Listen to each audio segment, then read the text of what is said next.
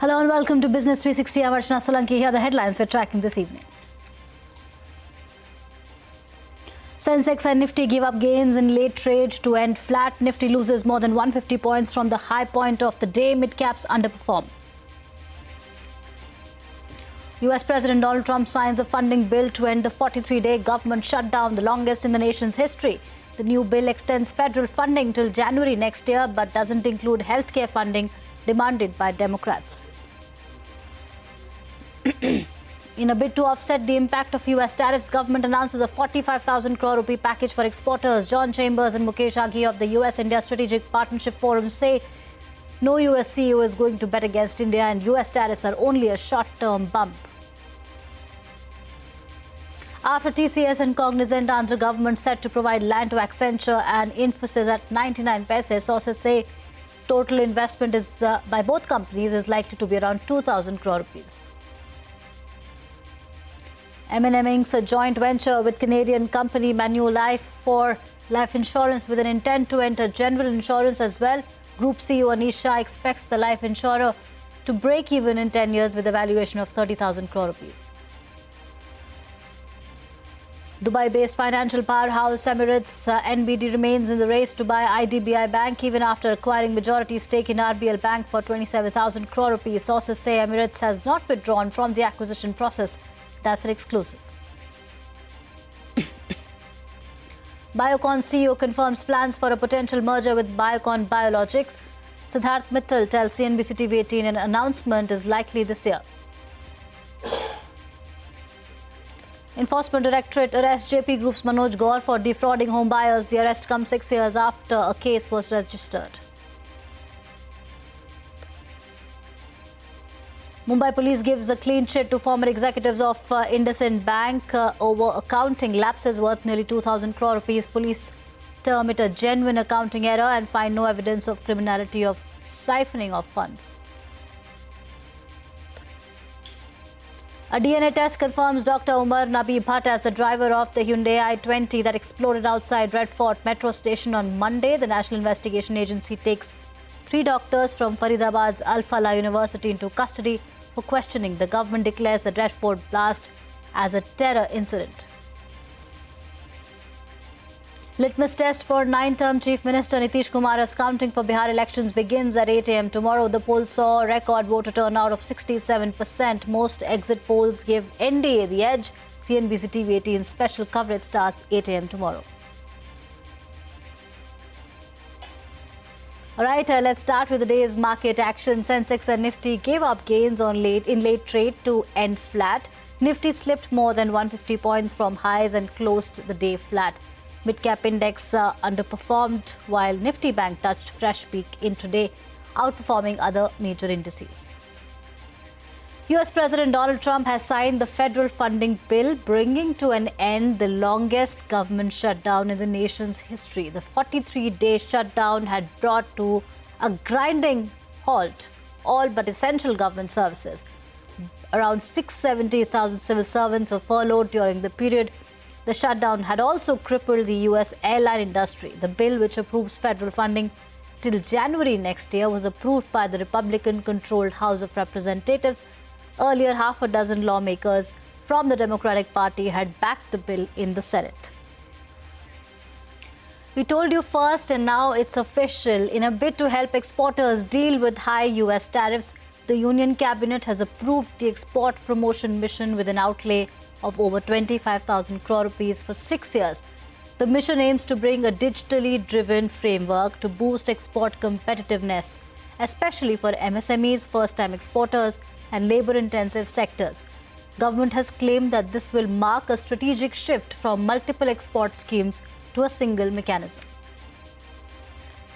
The chairman of the US-India Strategic Partnership Forum, John Chambers, says businesses do not see Trump's tariffs affecting the long-term bilateral relationship. Speaking at a CNBC TV18 roundtable, he said no CEO is going to bet against India and it will see the fastest GDP growth in the world. Speaking at the same event, USISPF CEO Mukesh Aghi said that the relationship between both the countries is much broader and a trade deal alone will not define it. You now see our constituency, and we have 450 members at U.S. India Strategic Partnership Forum. When Mukesh polls the group, they're all in and they're all investing in the future. So they see this as a short-term bump. They don't view it as a way that's going to disrupt our long-term relationships, and I absolutely agree with that. So I am very optimistic on what we're going to see between the U.S. and India, and more importantly, I'm very optimistic India will become the #1 GDP country in the world, which nobody would have dreamed of 4 or 5 years ago. Almost no CEO is going to bet against India as a key partnership as you move forward. And businesses do not make decisions on, is the deal going to get done this month, next quarter. When you bet on the movements you just said, you're betting 5, 10, 15 years out, and you're committing billions of dollars. A deal does not define the relationship between the two countries. The relationship is much deeper, broader. It's on technology partnership, it's on defense partnership. In fact, US just signed a 10-year defense pact itself. It's on students, it's people to people. We have around 5 million Indian Americans driving the relationship. So I think we should not just stay focused on the deal, if it's happening, not happening. Yes, it does have impact on 50% tariff on a lot of India's export. But what we are finding is those businesses are finding ways to find a solution to the exports itself. Moving on, 13 companies have applied for the 4th round of white goods PLI scheme, committing investments worth over 1,900 crore rupees. According to the Commerce Ministry, the list includes one existing beneficiary. Over 50% of new applicants are MSMEs. Majority of the investments have been committed for manufacturing AC components. The proposed investments will cover 6 states across 23 districts. After TCS and Cognizant, the Andhra Pradesh government is all set to provide land to Accenture and Infosys at 99 paise. Sources have told CNBC TV18 that the companies plan to set up development centers in the state under the government's Lift Policy 4.0.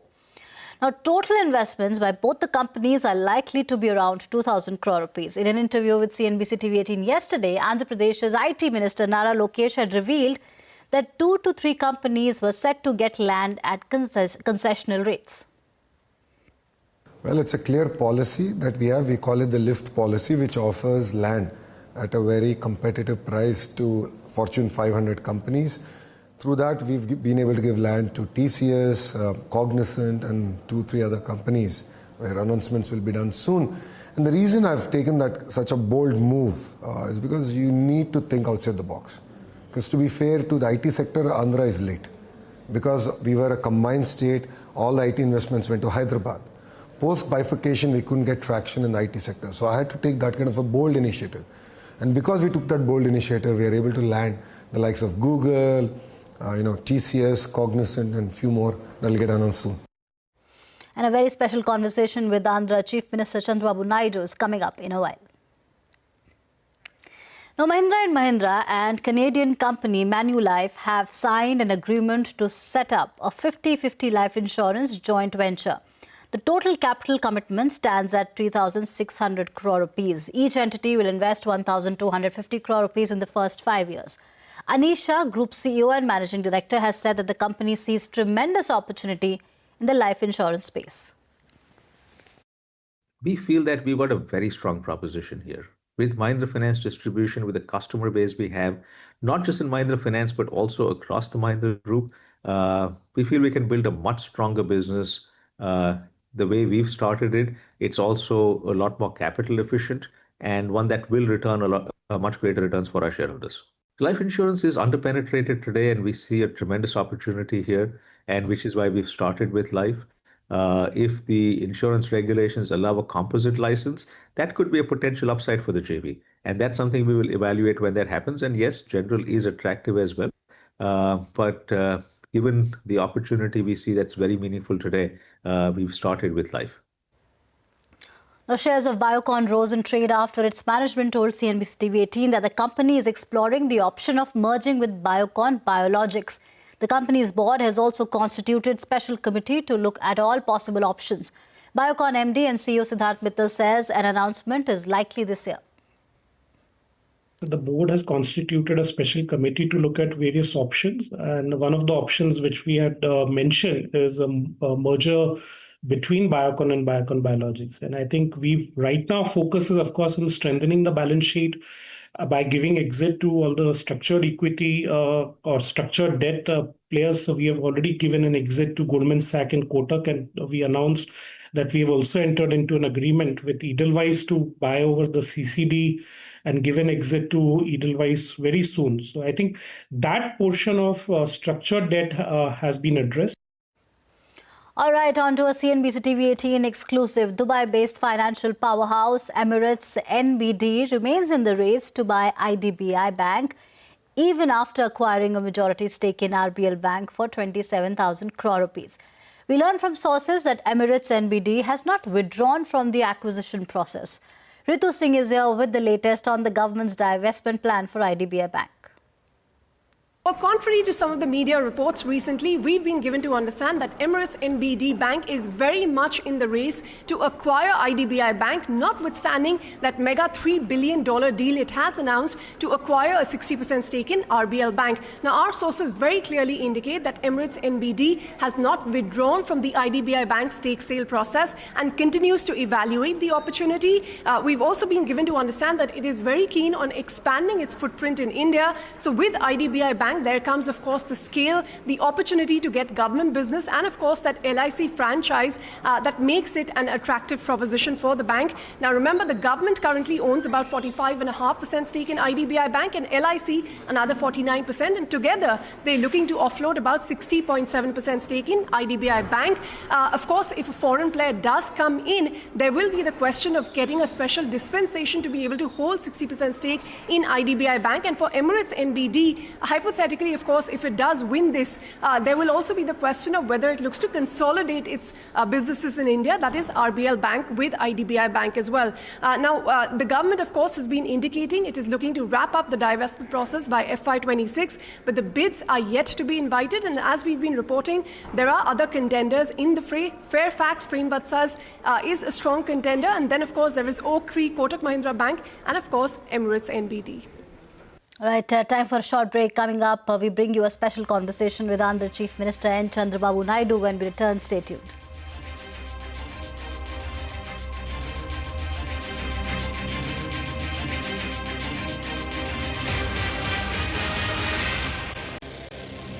Welcome back. You're watching Business 360. The Supreme Court has deferred the hearing in a long-running dispute over the 20,000 crore rupee Dharavi redevelopment project to the first week of December.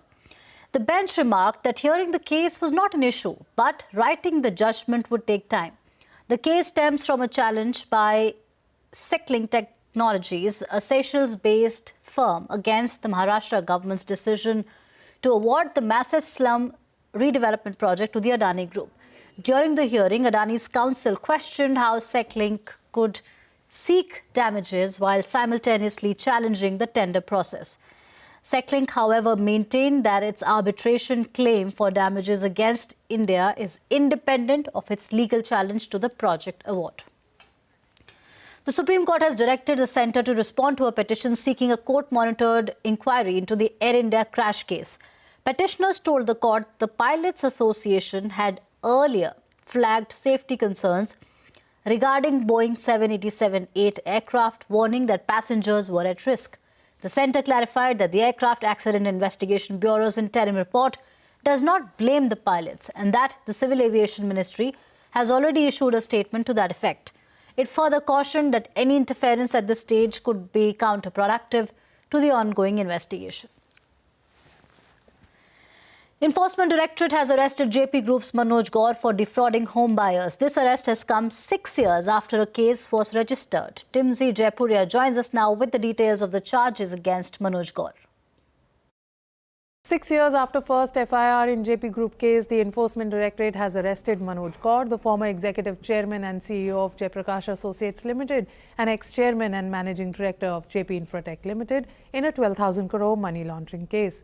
The arrest was made by ED's Delhi Zonal Office on November 13 under Section 19 of the PMLA Act. Officials say this action comes after detailed probe that began following the FIRs filed by the Economic Offences Wing of Delhi and Uttar Pradesh Police in 2017. These FIRs were based on complaints from home buyers of Jaypee Shutdown and Jaypee Green's projects who accused the company and its promoters of cheating, criminal conspiracy and breach of trust. According to ED, about 14,599 crores collected from home buyers by Jaypee Infratech and Jaypee Associates was siphoned off to related entities. Manoj Gaur, who's also served as managing trustee of Jaypee Seva Sansthan, played a key role in planning and executing these diversions through a complex web of group of companies. That is what ED claims. Back in May this year, the ED had searched 15 locations across Delhi, Noida, Ghaziabad and Mumbai, seizing a large amount of cash and financial and digital records that officials claim confirm the money trail. The arrest also comes at a crucial time as bidding is currently underway for Jaypee Group companies under insolvency proceedings. The Committee of Creditors, led by NARCL, is evaluating bids from major players including Vedanta Group, Adani Group, Dalmia Bharat, Jindal Power and PNC Infratech. Voting on these resolution plans remains open till November 20th. To put things into perspective, Jaypee Infratech, once a leading real estate name in the NCR, went into insolvency in 2017. Out of more than 32,000 promised homes, nearly 20,000 units still remain incomplete, leaving thousands of home buyers in limbo. The ED says further investigations are underway and this is a developing story. We'll keep you updated. Right, thank you, Timsy, for that update. Now on to the big interview of the day. Andhra Pradesh Chief Minister Chandrababu Naidu calls the state a sleeping giant as he presses the pedal on the tech investment drive. In an interview with Parikshit Luthra, the man known as the architect of the Hyderabad IT boom says he wants every Andhra household to have an entrepreneur. Hyderabad is a proof of concept now. IT professionals is a success story all over the world now. Everybody should leave some legacy, some meaningful and purposeful life. Now, technology is matured. I started my career, iTech City, promoting IT. That one policy has made Telugu community proud all over the world as on now. Highest per capita income. Today I am thinking next level of technologies, that is artificial intelligence. Now $15 billion Google has come. Now I want to promote every family one entrepreneur, and also every family should use AI or produce AI use case. That is where I am promoting now. At that time, iTech City, now quantum computers. Now we are building Quantum Valley. I started, Government of India has introduced quantum machine. By using that policy, we got first quantum computer in India, IBM, TCS, L&T. Now, our people are ready to go for manufacturing of quantum computers. Indians are very, very capable. Originally, I gave reforms at the time, that report I gave, on the basis of that they brought reforms. Today 4G, BSNL has produced. Now 5G, 6G, 7G products is only a matter of time, replication. Indians are having capacity. Andhra Pradesh one day, it is a high-tech city, high-tech state. AI and data centers, quantum computers, satellite, we are going to launch private sector, space city, drone city, electronic city, aerospace city, and also semiconductor. All right. You name anything, we want to work with that. Okay, so iTech City is your focus, making sure that every household has an entrepreneur, every household has an AI use case as well. I'd like to ask you about the CI Summit, which is taking place in Andhra Pradesh. 410 MOUs have been signed, worth 9.8 lakh crore. Could you give us the trust areas or some of the companies which are going to be investing in the Andhra Pradesh ecosystem? No, Andhra Pradesh is very interestingly very good ecosystem. As a matter of fact, just like India, Andhra Pradesh is a sleeping giant now. We are having 1,000 kilometers sea coast. On east coast, nobody is having this advantage. I want to build every 50 kilometers one port, hub and spoke model. The death toll in a car blast near Redfort on Monday has risen to 13 now. A DNA test has confirmed Dr Nabi Bhat as the driver of the Hyundai i20 that exploded outside Redfort metro station. The National Investigation Agency has taken 3 doctors from Faridabad's Al Falah University into custody for questioning. Prime Minister Modi chaired a meeting of the Cabinet Committee on Security yesterday. The government also declared the Redfort car blast as a terror incident.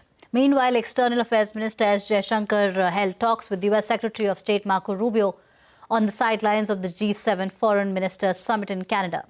Rubio called the Delhi blast a terror incident and expressed solidarity with the Indian government. In international news now, Israel has carried out air attacks on Gaza's northern city of Beit Lahia, eastern areas of Gaza City and the southern city of Khan Yunis. According to reports, artillery shelling has also been observed. Gaza's health ministry has said Israel has killed at least 245 Palestinians and wounded 627 in the enclave since the ceasefire came into force on October 10th. Pakistan's Senate has passed the 27th Constitutional Amendment Bill, which aims to grant sweeping powers to the military leadership. The controversial bill was approved with a 2/3 majority by the National Assembly yesterday and the Senate today. The amendment expands the powers of the Army Chief and grants him lifelong immunity. It also limits the independence of the Supreme Court. Opposition parties have termed it a funeral for democracy.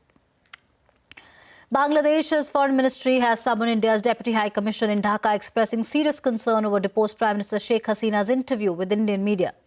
Hasina, who faces multiple cases in Bangladesh after being ousted last year following student-led protests, recently told the Indian Express that she wishes to return home, but only if free, fair and participatory elections are held. The Indian diplomat was asked to convey Dhaka's request to New Delhi to immediately discontinue Hasina's media access. And with that, it's a wrap on this edition of Business 360. News and updates continue right here. Thank you for watching.